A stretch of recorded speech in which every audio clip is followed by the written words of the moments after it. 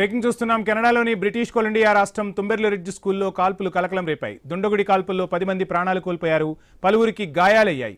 ఈ ఘాతుకానికి పాల్పడిన దుండగుడు కూడా తనను తాను గాయపరుచుకుని ఆత్మహత్యకు పాల్పడ్డాడు. సమీపంలోని ఓ ఇంట్లో మరో 2 వ్యక్తులు కూడా మృతి చెందినట్లు అధికారులు గుర్తించారు. వీరు కూడా స్కూల్లో జరిగిన కాల్పుల ఘటనతో ప్రాణాలు కోల్పోయి ఉండొచ్చని భావిస్తున్నారు.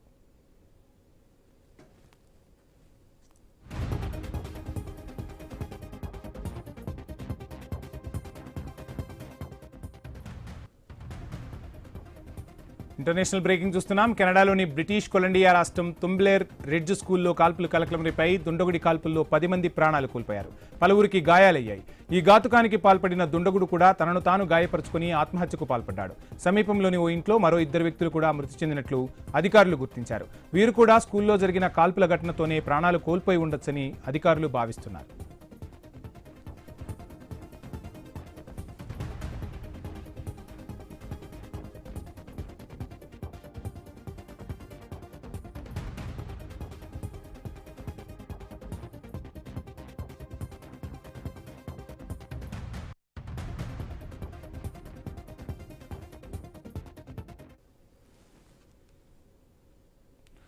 ఆంధ్రప్రదేశ్